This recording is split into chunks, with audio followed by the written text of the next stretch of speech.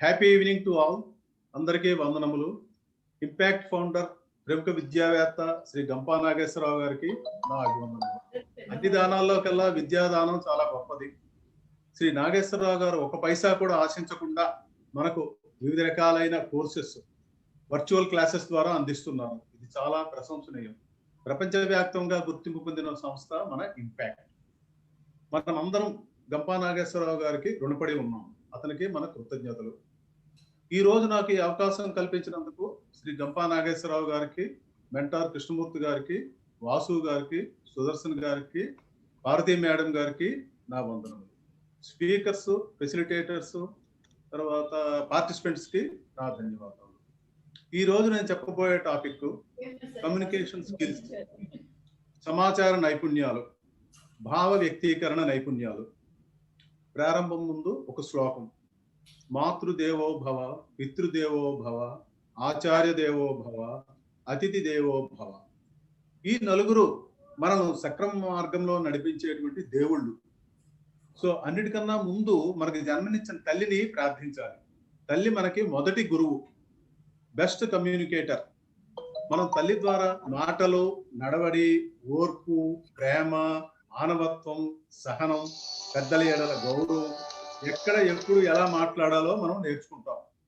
Hence mother is the first best foremost effective communicator.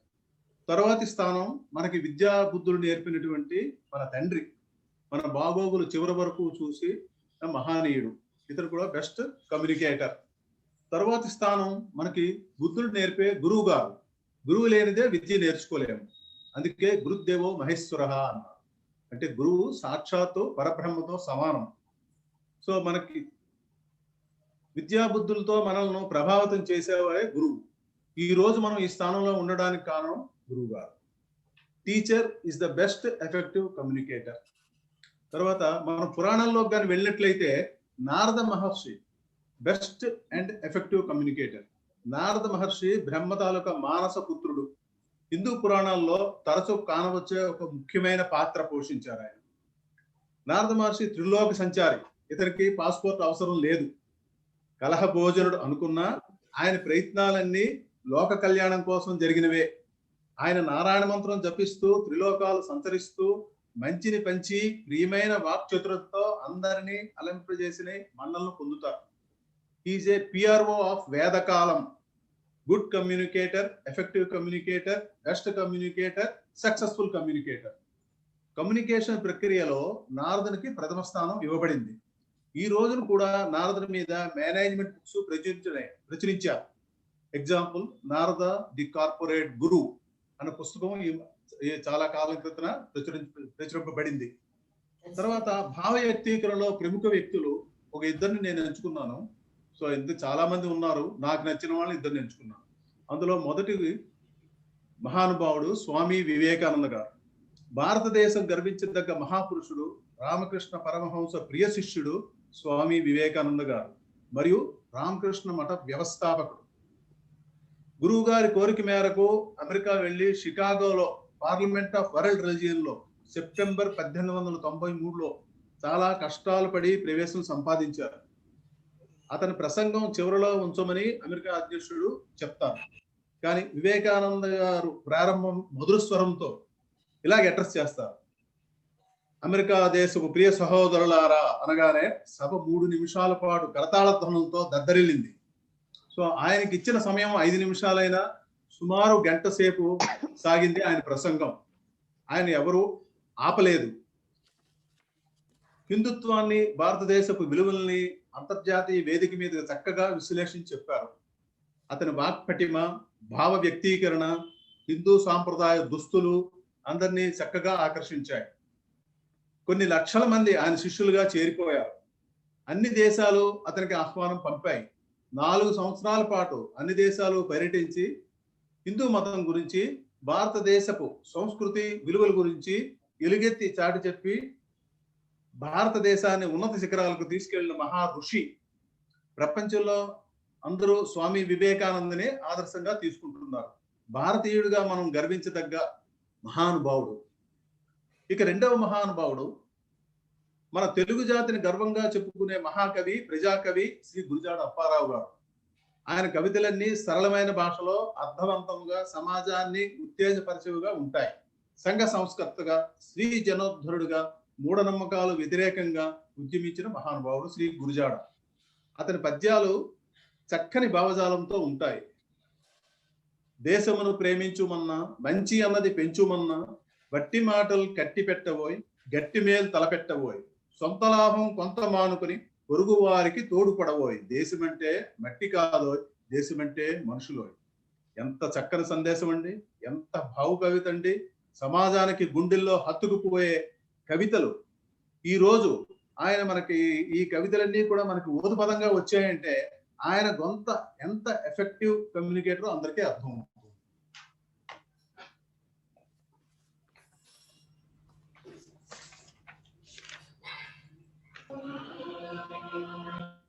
Next madam.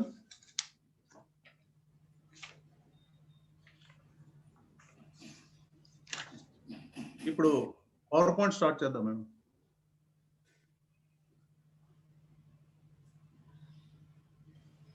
Madam document ఎవరి దగ్గర ఉంది? Power point start చేద్దాం madam. Madam నా దగ్గర, మేడం నాకు డాక్యుమెంట్ పంపించారు మేడం మీరు, పార్వతి మేడం. ఇప్పుడు ఓకే, నువ్వు షేర్ చెయ్యి నీ సైడ్ నుంచి.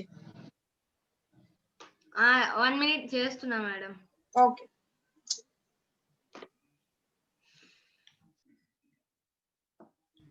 Okay madam. Communication skills. Next slide. Total communication process అంతా ఈ డయాగ్రామ్ లో ఉంది. ఏంటంటే people, message, connection, exchange, writing, reading, discussion, media, talk. ఈ పారామీటర్స్ అన్ని కూడా ఈ కమ్యూనికేషన్ లో ఉన్నాయి. This is the communication process. Next madam. What is communication? Communication అంటే ఏమిటి? కమ్యూనికేషన్ అంటే the exchange of information by speaking, writing or using some other medium. The successful conveying or sharing ideas and feelings. A communication therefore has 3 parts: sender, message and recipient. ఇక్కడ ఒక ఇది ఉంది, ఆ figure మీకు communicate చేస్తుంది. Encoder, communication media అంటే message, and decoder అంటే receiver. ఇది కమ్యూనికేషన్ ప్రాసెస్. Next madam.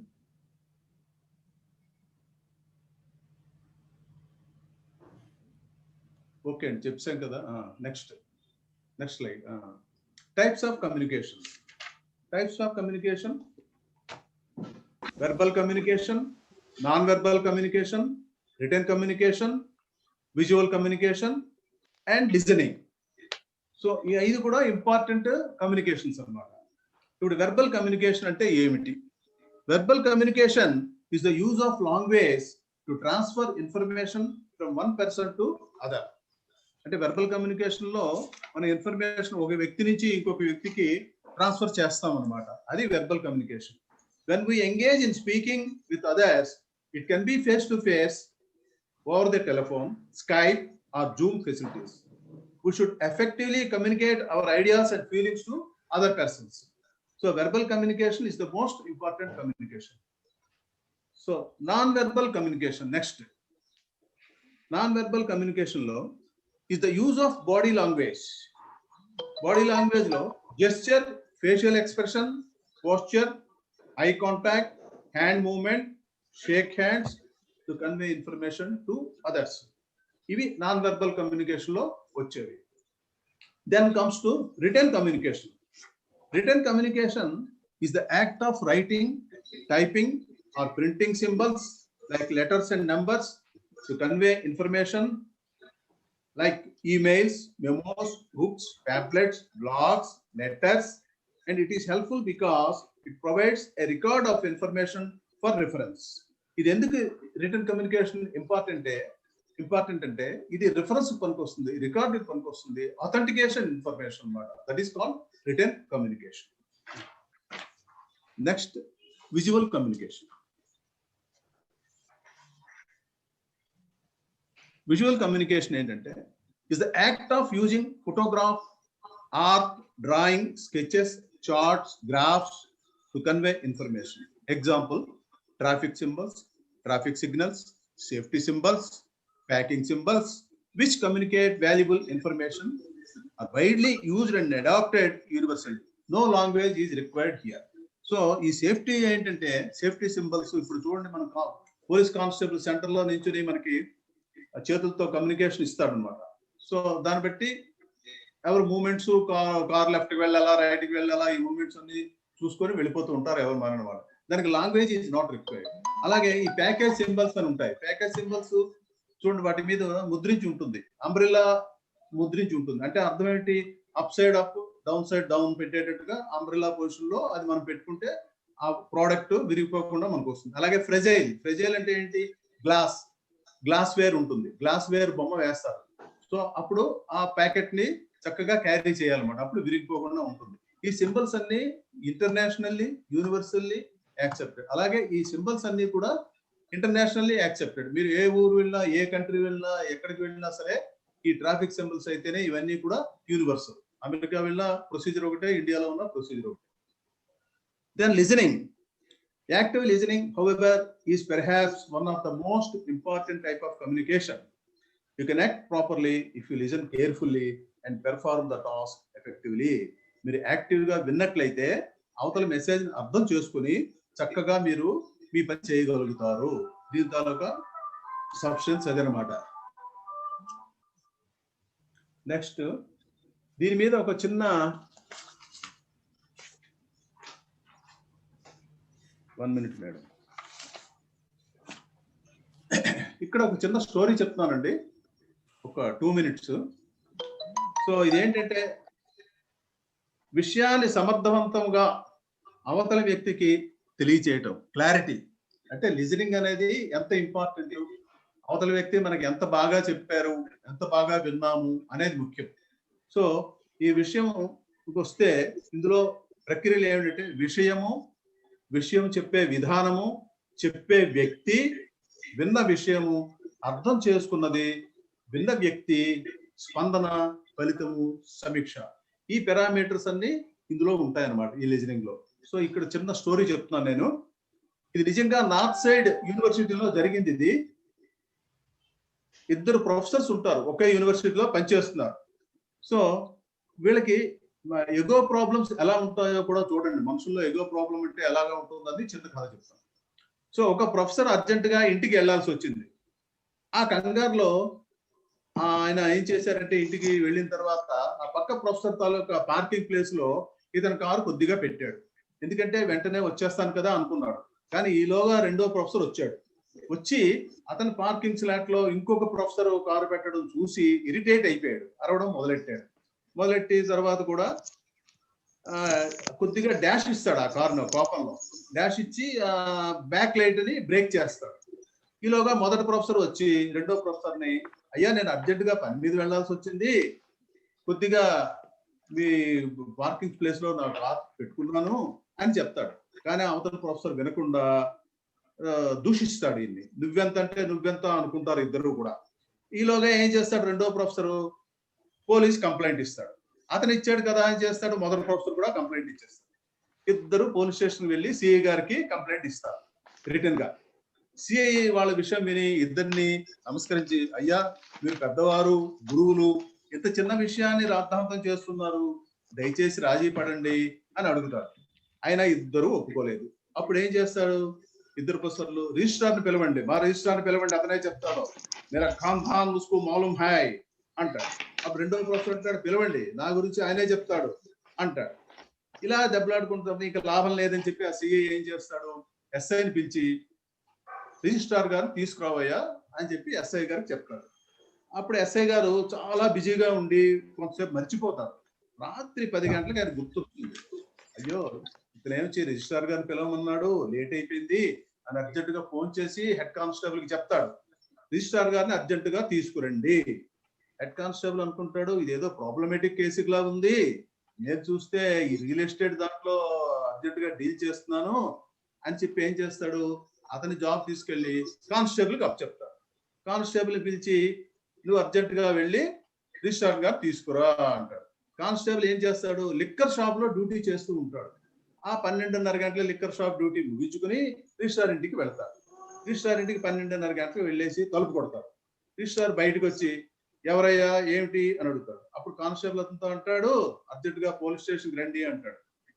ఎందుకు రావాలి, ఎవరు నువ్వు, ఏమిటి కదా, నీ దగ్గర వారెంట్ ఉందా, ఇవన్నీ అడుగుతాడు రిజిస్ట్రార్. దానికి కానిస్టేబుల్ పొగరుగా సమాధానం చెప్పి, నీకు వారెంట్ కావాలా, వస్తావా, మెడపట్టి తీసుకెళ్ళమంటావా అని గట్టిగా అరుస్తాడు. ఈలోగా భార్య పిల్లలు అందరూ భయపడతారు. భార్య అయితే ఏడుస్తూ ఉంటుంది. రిజిస్ట్రార్ తప్పక పరిస్థితిలో ఏం చేస్తాడు, నేను వెళ్ళొచ్చేస్తానులే విషయం కనుక్కొని బయలుదేరతాడు. ఈలోగా స్టేషన్కి వెళ్ళేటప్పటికి స్టేషన్ లాకప్ లో 2 ప్రొఫెసర్ని చూస్తాడు. అక్కడ వాళ్ళిద్దరిని కూడా లాకప్ లో పెట్టారనమాట. అమ్మయ్య అనుకుంటాడు, వీళ్ళు చూశాను కదా నాకు పర్వాలేదు ఇంకా అనుకుంటాడు. ఈలోగా ఏం చేస్తాడు ఈ కానిస్టేబుల్, నువ్వు అతనితో మాట్లాడడానికి వీలు లేదు రా అని చెప్పి ఇతను కూడా ఒక సెల్లో వేసేస్తాడు. ఇంతట్లో ఏమవుతుంది, కానిస్టేబుల్ కి అసలు విషయం తెలియదు, ఏంటి జరిగిందో తెలియదు. సో ఈజ్ బ్లాంక్ మైండెడ్ అనమాట. సో నాకు హెచ్సి చెప్పాడు, నేను చేశాను అంతవరకే. ఈలోగా రిజిస్ట్రార్ ఆ సెల్లో ఉంటాడు. తెల్లవారులు సెల్లో ఉండిన తర్వాత ఇంకో కానిస్టేబుల్ డ్యూటీకి వచ్చినప్పుడు ఆయన తాలూకా సెల్ ఫోన్ తీసుకుని అత్యవసరంగా అతని ఫ్రెండ్కి ఫోన్ చేస్తాడు. ఫోన్ చేస్తే ఆ ఫ్రెండ్ చాలా ఆశ్చర్యపడి సిఐకి ఫోన్ చేస్తాడు. సిఐతోని ఏంటి కారణం చెప్పకుండా రిజిస్ట్రార్ని సెల్లో వేశారు అని గట్టిగా అడుగుతాడు. అతను ఎంత మర్యాదస్తుడో నీకు తెలుసు కదా, అలా ఎలా అరెస్ట్ చేస్తారు, వారెంట్ లేకుండా, చాలా గొప్పవాడు, నాన్ కంట్రోల్ పర్సన్ అని దెబ్బలాడతాడు. సిఐ అతనితో, సార్ నేను అలా చెప్పలేదండి, నేను అరెస్ట్ చేయమని చెప్పలేదండి, ఊరికి స్టేషన్కి రమ్మని పిలిచాను అంతే సార్ అంటాడు. ఈలోగా సిఐ గారు స్టేషన్కి వెళ్తారు. వెళ్ళిన తర్వాత రిజిస్ట్రార్ క్షమాపణ చెప్పి ఆ 2 ప్రొఫెసర్ని కూడా బయటకు రప్పించి ముగ్గురిని కూడా కూర్చోబెట్టి రాజీ చేయించి అందరికి క్షమాపణలు చెప్పుకుంటాడు. సో ఎవరింటికి వాళ్ళు వెళ్ళిపోతారు. ఈలోగా రిజిస్ట్రార్ భార్య మూర్చిపోతుంది, ఆమె కోమలోకి వెళ్ళిపోతుంది. హాస్పిటల్లో అడ్మిట్ చేసేస్తారు. Today she in a established psychiatric patient అయిపోయింది రియల్ గా. సో కాబట్టి మిత్రులారా గుర్తుంచుకోండి, ఎవరి డ్యూటీ వాళ్ళు చేసేటప్పుడు కరెక్ట్ గా ఎదుటి వారికి అర్థమయ్యేటట్టుగా చెప్పాలి, రిపీట్ చేసి చెప్పాలి. మనం హోటల్కి వెళ్తాం, 3-4 ఐటమ్స్ ఆర్డర్ చేస్తాం. ఆర్డర్ చెప్పినప్పుడు రెండోసారి రిపీట్ చేయమని అడగాలి. తర్వాత ఏదొస్తుందో తెలియదు కదా. మీరు ఏదైనా చెప్పేటప్పుడు క్లారిటీతో చెప్పండి. మీరు ఏదైనా చెప్పే విధానం బాగుంది కానీ అవతల వ్యక్తి అర్థం చేసుకునేటట్లుగా చెప్పాలి. ఇక్కడ ఏమైంది, సిఐ చెప్పింది సమర్థవంతంగా ఎస్ఐ అర్థం చేసుకోలేదు, ఎస్ఐ చెప్పింది సమర్థవంతంగా హెడ్ కానిస్టేబుల్ అర్థం చేసుకోలేదు, హెడ్ కానిస్టేబుల్ చెప్పింది సరిగ్గా అర్థవంతంగా సిఐ అర్థం చేసుకోలేదు. మనం ఇచ్చే సందేశం అవతల వ్యక్తికి ఎంతవరకు అర్థం చేసుకున్నాడు అనేదే ముఖ్యం. చెప్పే విధానం కంటే అవతల వ్యక్తి విన్న విధానం బట్టే రిజల్ట్స్ ఉంటాయి. అంటే క్లారిటీ అనేది ఉండాలి. మీ మెసేజ్ వల్ల అవతల వ్యక్తి సరిగ్గా అర్థం చేసుకున్నాడా అని తెలియటానికి మరొకసారి రిపీట్ చేయమనాలి, లేకపోతే ఇలాంటి అనర్థాలే జరుగుతాయి. ఇది కమ్యూనికేషన్ గ్యాప్ కి, కమ్యూనికేషన్ లిజనింగ్ ప్రక్రియకి ఒక ఎగ్జాంపుల్ అన్నమాట. థ్యాంక్ యూ విన్నందుకు. నెక్స్ట్ మెథడ్స్ ఆఫ్ కమ్యూనికేషన్ అండి. One way communication. One way communication లోని sender delivers message to a receiver but nothing flows back. అంటే ఇది వన్ వే కమ్యూనికేషన్, రెండో సైడ్ నుంచి కమ్యూనికేషన్ ఇంక ఉండదు, ఫీడ్బ్యాక్ ఉండదు. ఎగ్జాంపుల్ ఏంటంటే మనకి న్యూస్ పేపర్ ఫీడ్బ్యాక్ ఉండదు, రేడియో మనం మాట్లాడితే రేడియో వినదు, TV, cinema, book, politicians delivering a speech, ఇవన్నీ కూడా వన్ వే కమ్యూనికేషన్ లో వస్తాయి. Next two way communication.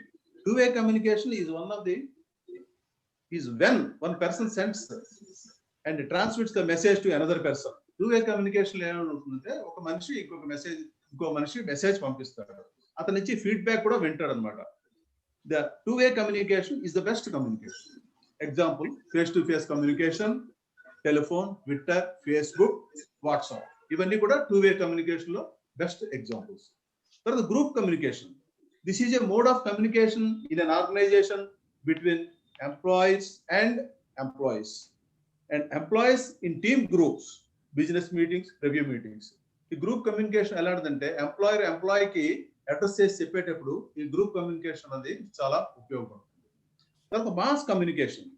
the process whereby media organizations produce and transmit messages to a large public, and the process by which these messages are sought, used, and understand and influenced by audience. Example, politicians addressing mass, prime minister speech to all citizens, radio, TV. ఇవి mass communication వచ్చాయి. Mass communication ఏంటంటే ఎక్కువ మంది జనాభా ఉన్నదానికి address చేయాలంటే అదొక్కటే మార్గం. ప్రైమ్ మినిస్టర్ అడ్రస్ చేసిన తర్వాత పబ్లిక్ స్పీకర్ గా ఈ పొలిటీషియన్స్ వచ్చిన ఈ మాస్ కమ్యూనికేషన్ అనే ప్రాసెస్ అనేది వాడతారు. Next madam. 7 C's of effective communication. 7 C's అండి. ఒకటి completeness, consciousness, consideration, clarity, concreteness, courtesy, correctness. So first completeness అంటే పరిపూర్ణత. when you are communicating with someone, your message should be complete and supported with facts and explanations. So ఎప్పుడైనా మనం ఒక message communicate చేసేటప్పుడు it should be complete గా ఉండాలి, facts ని present చేయాలి. తర్వాత కాన్సైస్నెస్, సంక్షిప్తంగా ఉండాలి. Communicating what you want to convey in a least possible words, అతి తక్కువ వర్డ్స్ లో మెయిన్ కాన్సెప్ట్ పోకుండా కమ్యూనికేట్ చేయాలి. Concise message is more appealing and comprehensible to audience. Message to be convey with consistency. నిలకడగా చక్కగా message ని convey చేసినట్టుగా సంక్షిప్తంగా ఉండాలి. Then consideration, it implies stepping in to shoes of others. అంటే మనం ఒకరి భావాలను తెలుసుకొని మనం ప్రవర్తించడం అనేది stepping in to the shoes of others అని అంటారు ఆ ప్రక్రియని. Communicating with a target group, consideration. In order to communicate well, it is important to relate the target group and involve. For example, if మీరు students గానీ address చేసినట్లయితే students కి requirement ఉన్నటువంటి topic చక్కగా రిలవెంట్ అనేది చెప్పాలి. అలాగే ఫార్మర్స్ కి అడ్రస్ చేసేటప్పుడు అగ్రికల్చర్ సైడ్ ఆ పర్టికులర్ టాపిక్ ని మీరు ప్రిపేర్ అయ్యి చెప్పాలి. అలాగే సైంటిస్ట్ అంటే వాళ్ళకి తగినట్టు హై లెవెల్లో వాళ్ళకి చెప్పాలి. బిజినెస్ పీపుల్ అయితే బిజినెస్ గురించి వాళ్ళకి సరిపోయిన టాపిక్ చెప్పాలి. ఇది కన్సిడరేషన్. Next clarity. ఇందాక అనుకున్నాం కదా మనం, clear and plain language to be used. Clear గా ఉండాలి, ప్లెయిన్ గా ఉండాలి, మనం యూజ్ చేసే లాంగ్వేజ్ అర్థమయ్యేటట్టుగా ఉండాలి. Short sentences and concrete words to be used. చిన్న పదాలు, బలమైన పదాలు చక్కగా ఉపయోగించాలి. అలాగే ఫిజ్జీ లాంగ్వేజ్ అంటే గజిబిజిగా ఉండేటట్టుగా లాంగ్వేజ్ మనం వాడకూడదు. And receiver get a clear picture of content message. అంటే అవతల వ్యక్తి చక్కని మెసేజ్ రిసీవ్ చేసుకునేటట్టుగా ఉండాలి, అప్పుడే క్లారిటీ ఉంటుంది. దెన్ కాంక్రీట్నెస్ అంటే బలంగా ఉండాలి. మనం చెప్పే మెసేజ్ బలమైన పదార్థం బలంగా ఉండాలి. Applying the right facts using the right level of language and conveying the right message to the audience readers. So it refers to avoiding grammatical errors both in written and verbal communication, as incorrect grammar can totally alter the meaning of the sentence and entail a negative impression. So correctness undali, మనం చెప్పేది correct గా ఉండాలి, మంచి information supply చేయాలి, grammar correct గా ఉండాలి. ఒకవేళ grammar తప్పుగా ఉంటే సెంటెన్స్ పదజాలం మారిపోయి రాంగ్ కమ్యూనికేషన్, నెగటివ్ ఇంప్రెషన్ వచ్చేస్తుంది. So that's why correctness of the presentation ఉండాలి. Next madam.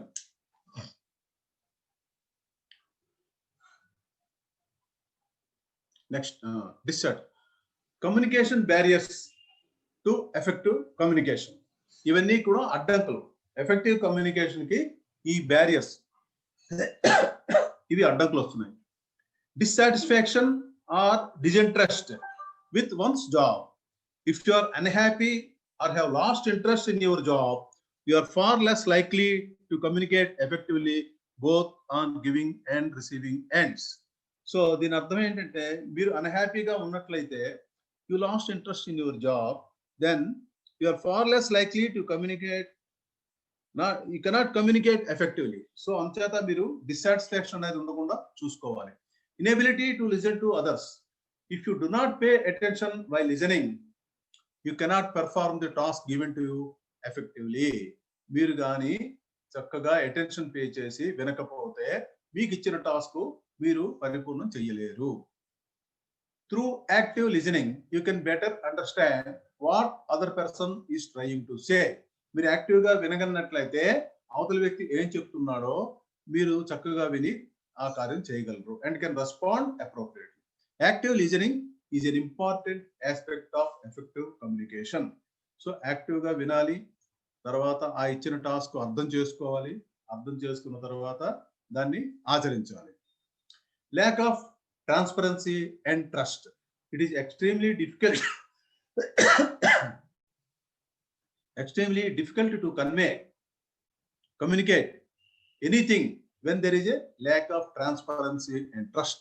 Transparency and trust కానీ లేనట్లయితే మనం ఎఫెక్టివ్ గా కమ్యూనికేట్ చేయలేం. For example, if your staff believes you are holding something back, they will be anxious, some will speculate, and as a result will be more difficult for them to process any attempt you make to communicate them.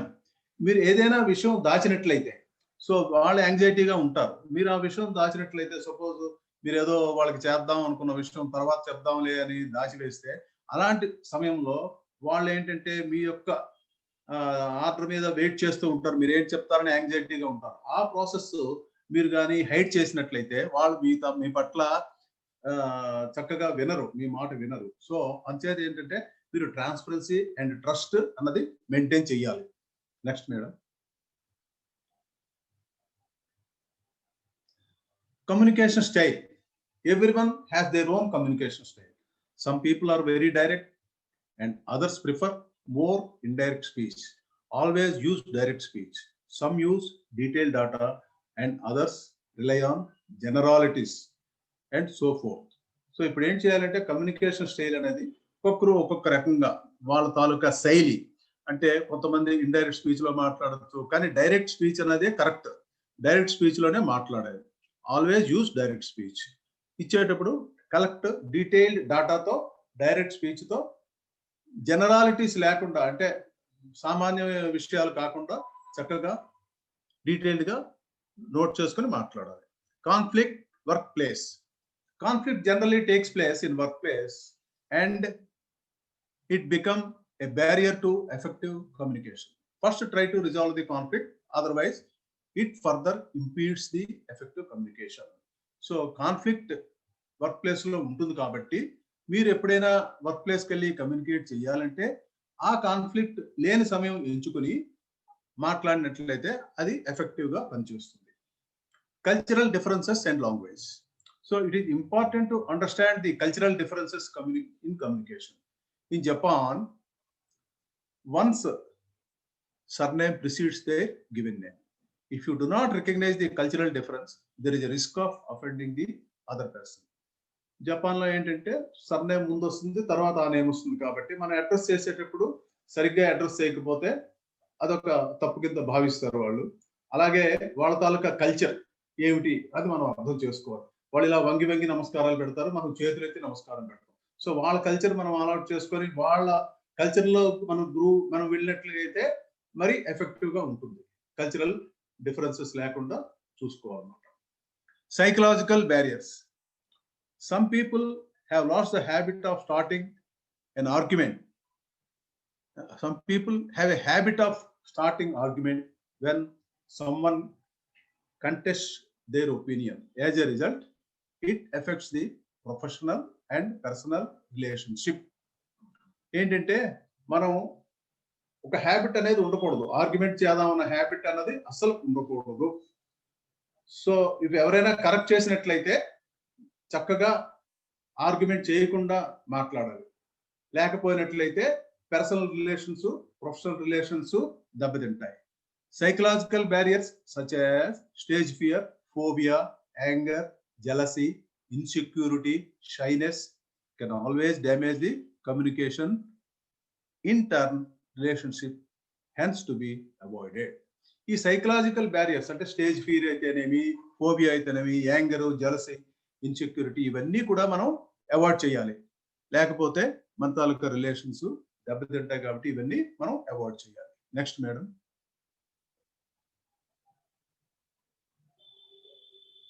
అయిపోయింది అది కూడా. Disturbances while communicating. మనం communicate start చేసేటప్పుడు condition of mic, power supply, podium position, stage and weather you are reachable to audience thoroughly check చేసుకోవాలి before you start your speech for effective communication. So ఈ disturbances అనేవి లేకుండా మనం వచ్చి communicate చేయాలి. తర్వాత madam miscommunication. Next 1 minute madam, back రండి, అందులో నేను చెప్పలేదు. If the message is not, అంటే ఇది ఓన్ గా చెప్తున్నాను, ఇందులో లేదు. Miscommunication, if the message is not properly communicated or not understood properly, there is a likelihood of damage. అదేంటంటే during British rule a communication was sent to the jailer by army chief as hang him not leave him. In those days telegrams were sent through Morse code. The translator decodes as under hang him comma not leave him. So but actually it should read as hang him not comma leave him. See the difference. The entire meaning is changed and ultimately the sepoy was hanged, unfortunately due to the misunderstanding. So ఇటువంటి misunderstanding లేకుండా మనం అవతల చెప్పిన వ్యక్తికి సరిగ్గా మనం note చేసుకొని communicate చేసినట్లయితే ఇటువంటి అరిష్టాలు జరగవు. Next madam, elements of communication. Elements of personal communication లో 55% is given to body language. So మనం టోటల్ 100% తీసుకున్నట్లయితే 55% goes to the body language, 38% towards voice and tone, and 7% spoken words. This is elements of communication.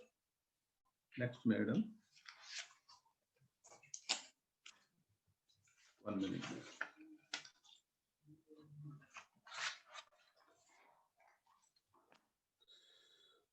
Body language, hava bhavalu. So హావభావాల్లో ఏంటి వస్తాయి? Eye contact, facial expression, posture, gesture, appearance, proximity, shake hand, ఇవన్నీ కూడా body language లో వస్తాయి. Then punctuality, సమయపాలన, సమయాన్ని పాటించాలి, అరగంట ముందే మీటింగ్ ఉన్న ప్రదేశానికి చేరుకోవాలి. స్మైల్, చిరుదరహాసం, ఎల్లప్పుడూ నవ్వుతూ ఉండాలి. ఒక కొటేషన్, నవ్వడం ఒక భోగం, నవ్వించడం ఒక యోగం, నవ్వలేకపోవడం ఒక రోగం, ఒక మహానుభావుడు చెప్పారనమాట. స్మైల్, చిరుదరహాసం, ఎల్లప్పుడూ నవ్వుతూ ఉండాలి. జెస్చర్, హావభావాలు, మన ప్రసంగాన్ని తగినట్లుగా హావభావాలని పంచాలి. మోటివేషనల్ స్పీచ్, మనం చెప్పే స్పీచ్ ప్రసంగం విన్న వాళ్ళకి ప్రేరణ కలిగించే విధంగా ఉండాలి. తర్వాత కంటెంట్, విషయం. Content should contain facts and figures. It should not be lengthy or short. It shall contain positive approach with quotes and small stories. ఈ కంటెంట్ అనేది ఫ్యాక్ట్స్ అండ్ ఫిగర్స్ తో ఉండాలి, కొటేషన్స్ తో ఉండాలి, చిన్న చిన్న స్టోరీస్ తో ఉండాలి. అప్పుడే ఆ కంటెంట్ చక్కగా మనం చెప్తాము, అవతల వాళ్ళు కూడా రిసీవ్ చేసుకుంటారు. పేషెన్స్, సహనం.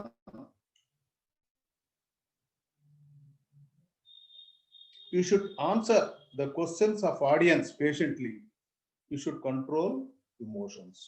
మీరు ఆడియన్స్ వేసే క్వశ్చన్లు చక్కగా సహనంతో విని ఆన్సర్ చేయాలి. మీరు సహనం కోల్పోకూడదు.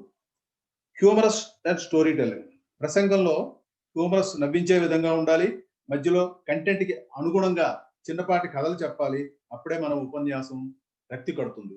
చూడండి, పూర్వం హరికథల్లో భగవంతుడి గురించి పద్యాలు పాడుతూ పాటలు చెప్తూ మధ్యలో పిట్టకథలు చెప్పేవారు. ఆ పిట్టకథలు విన్న తర్వాత మళ్ళీ విన్నట్లయితే కంటెంట్ చాలా చక్కగా అర్థమయ్యేది. సో అది బెస్ట్ ఎగ్జాంపుల్ హరికథ. సో టార్గెట్ ఆడియన్స్, లక్ష్య ప్రేక్షకులు. ఆడియన్స్ ని దృష్టిలో పెట్టుకుని కంటెంట్ ప్రిపేర్ చేసి స్పీచ్ ఇవ్వాలి.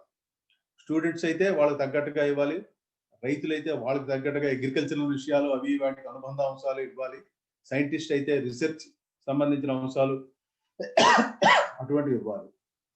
అవాయిడ్ ఇరిటేషన్, అగ్రెసివ్నెస్, చికాకు, కలిగించే ప్రసంగాలు, దూకుడుగా ఉండే ప్రసంగాలు ఉండకూడదు. ప్రసంగించేటప్పుడు చికాకు పడకూడదు, అలాగే దూకుడుగా కూడా ప్రసంగించకూడదు.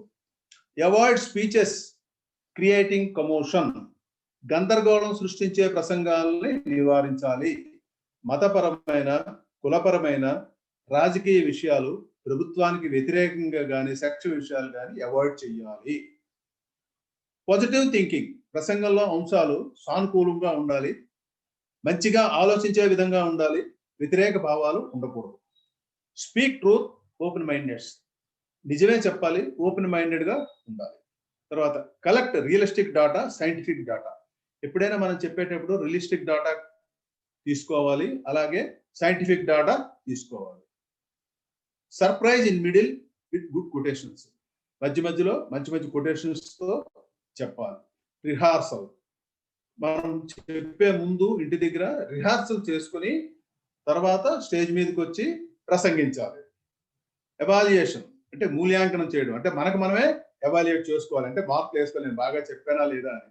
తర్వాత ఫీడ్బ్యాక్, అంటే మీ ఆడియన్స్ ఫీడ్బ్యాక్ తీసుకోవాలి, వీలైతే కుటుంబ సభ్యుల ఫీడ్బ్యాక్ అయినా తీసుకోవచ్చు. Audience feedback is very important.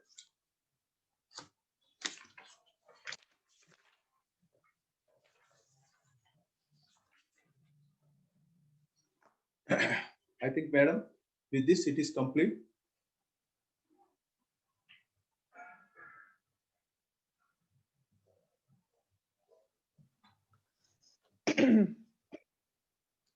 అయిపోయింది సార్ సెషన్ కంప్లీట్.